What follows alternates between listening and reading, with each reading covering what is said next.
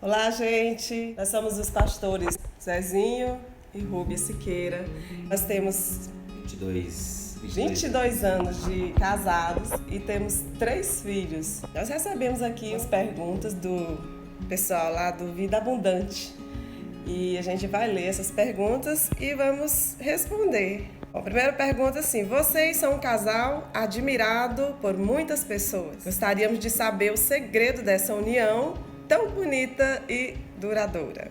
Não tem como a gente não colocar em primeiro lugar Deus, né? O segredo, em primeiro lugar, é Deus, porque foi Deus que nos uniu. Nos conhecemos tocando em banda. E o nosso relacionamento foi um relacionamento conforme a gente entendia que deveria ser. E quando nos casamos, logo a gente já começou a falar numa possível separação. E é quando então Deus entrou em nosso casamento, e quando Ele entrou, Ele começou a ajustar e fortalecer o nosso casamento. Então, em primeiro lugar, Deus. Segundo, o amor, porque tem que amar, não tem jeito. Tem que amar nos dois sentidos de amor, o amor eros e o amor ágape. O amor eros é o amor que a química continua, a paixão continua. Tem que estar com 22 anos depois e ainda ter vontade de namorar. Então isso é muito importante. E o amor que é o amor bíblico, o amor de Deus, que deve nutrir o nosso casamento, que é quando eu sinto vontade de cuidar da minha esposa, prover para a vida dela e ser um bom marido, porque a amo, ela faz parte da minha vida. Além disso, eu poderia colocar aqui o respeito, né? Porque não tem coisa pior dentro do casamento onde o marido não é respeitado pela esposa, não é honrado pela esposa. Esse respeito tem feito com que a gente tenha um ambiente saudável e o amor, além de existir, aumenta. E por causa desse respeito, Deus encontra cada vez mais espaço para trabalhar no nosso casamento. Eu lembro que eu levei alguns puxões de orelha. No início eu falava mesmo, assim, não tinha muita papa na língua. E quando chegava em casa, aí eu levava os puxões de orelha. Ó, não gostei daquele jeito que você falou comigo em público, eu me senti desrespeitado. Então, a gente vai aprendendo. Além de tudo que ele já falou, eu queria colocar o diálogo, porque uma coisa que nós mulheres precisamos é conversar com o marido.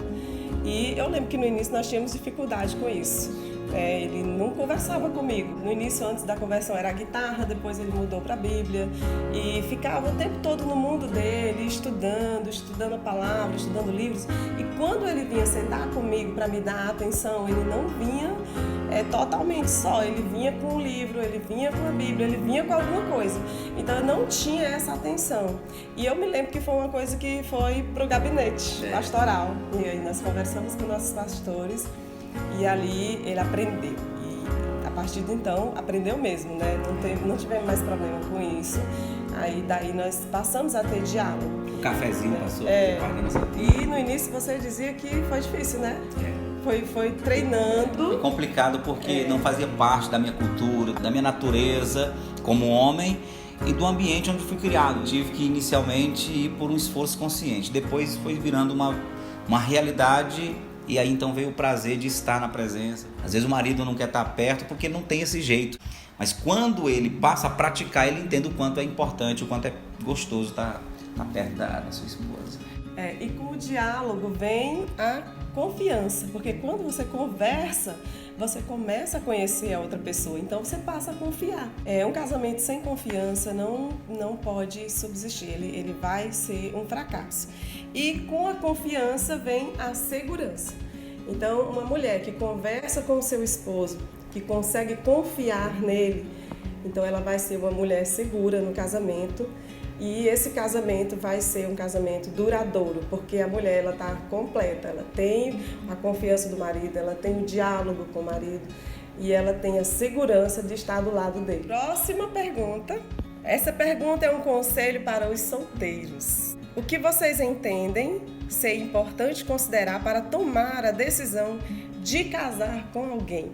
Nós entendemos que a primeira coisa que você precisa ter para te dar convicção para um casamento é conhecer a mulher com quem você vai casar, conhecer o homem com quem você vai casar. E esse conhecimento não tem nada a ver com aquilo que o mundo ensina. O meio secular ensina que o cara tem que conhecer a mulher, o corpo da mulher, que tem que fazer sexo primeiro para depois saber se vai gostar. Não é isso. É conhecer a origem, conhecer os planos, conhecer, né, os desejos, anseios, os sonhos, e isso demanda um tempo.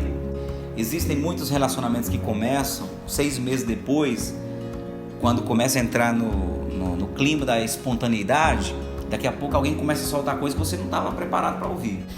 E é importante, né, aquele ditado, comer um saco de sal junto, para depois você entrar num casamento onde você já conhece com quem você realmente vai conviver pro resto da vida. Segundo, compartilhar do mesmo propósito. É complicado quando você entra num relacionamento que você pensa em algo que está pro norte e a pessoa com quem você vai viver pro resto da vida pensa em algo que vai pro sul. Então um sonha uma coisa, outro sonha outra, e os sonhos não batem, não convergem um com o outro e vai ter problema. E terceiro, compartilhar da mesma fé. Se você compartilha da mesma fé, segue o mesmo Deus, tem o mesmo estilo de vida de fé, esses são pontos importantes para você considerar antes de decidir se casar. E eu destaco, além de tudo que você já falou, a afinidade. Você tem que ter afinidade com a pessoa. Eu lembro que na época da banda, quando a gente estava na banda, eu era a única mulher e tinha muito isso das pessoas... A única mulher que tinha e eu peguei. Tinha muito isso das pessoas dizerem assim, porque eu era cantora, eu podia me relacionar com os outros da banda pelo fato de estarem na mesma profissão. Mas se não tem afinidade, de jeito nenhum. Então eu me relacionei com quem eu tive afinidade. Então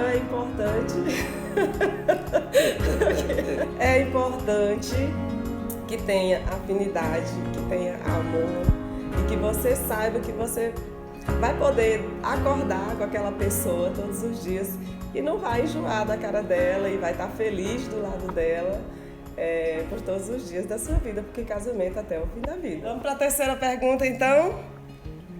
O início do casamento é mais difícil do que muitos esperam. Que conselhos vocês dão para os recém-casados? Baseado na nossa própria experiência, eu preciso reconhecer que conversar muito é um segredo, principalmente para o começo do casamento. Existem muitos casais que depois de 20 anos vão começar a conhecer o outro. E aí traz problema, porque quando você, no início do casamento, expõe sua vida um para o outro, tá no início.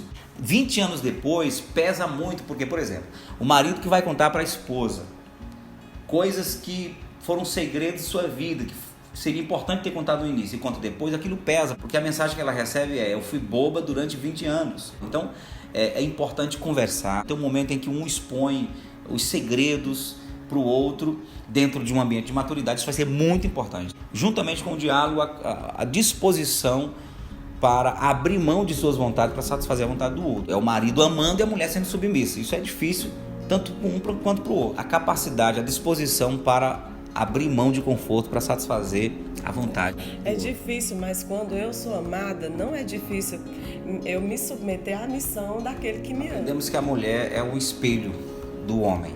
Ela não tem dificuldade de amar. Se ela é amada, ela vai refletir esse amor, né? Naturalmente. Essa capacidade do marido abrir mão de suas vontades. Exemplo, muitos maridos que não conseguem abrir mão de ambientes que a mulher pede, pelo amor de Deus, que ele pare com isso para ficar com ela. Abrir mão de fotos e redes sociais de mulheres que ela não gosta, que ela não se sente à vontade, aquela mulher está na rede social do marido. Então a disposição para abrir mão dessas coisas é primordial para o início do casamento e para sempre. E sobretudo regar esse relacionamento trazendo Deus. Porque às vezes o nosso diálogo, ao invés de trazer um resultado positivo, traz um resultado negativo. Né? Se não houver uma maturidade e não houver Deus sobretudo no casamento, principalmente no início, tem coisas que a gente vai falar, vai dialogar, que geram uma tempestade no copo d'água. Então, regar esse casamento com Deus, orando, lendo a Bíblia juntos, compartilhando a mesma fé, buscando a presença de Deus por lá, vai ficar tudo mais fácil. Quando a presença de Deus está, o amor vai reinar. Verdade, nós sabemos que o início é a época da incompatibilidade, né? Isso aí. Então, por causa dessa incompatibilidade que vai aparecer, não tem jeito, precisa ter muita paciência para não tomar decisões precipitadas, para não tomar decisões em época de crise, parar um pouco, pensar e, por fim, buscar conselho, buscar um pastor, um líder espiritual, uma pessoa que você considera que possa lhe ajudar, um casal que seja um exemplo para você, né? Busque alguém que, lógico que eu falo pastor porque a gente é pastor, né? Então, puxar aqui a sardinha assim. É isso aí. Mas procure alguém para lhe ajudar, não tome decisões precipitadas, porque as crises elas passam, tudo passa. Mesmo uma traição, mesmo uma coisa muito ruim, pode ser perdoado e restaurado. É isso. É isso aí. Deus abençoe. Então, meninas, vida abundante. Um beijo para vocês, Carlinha, Irlanda. Deus abençoe.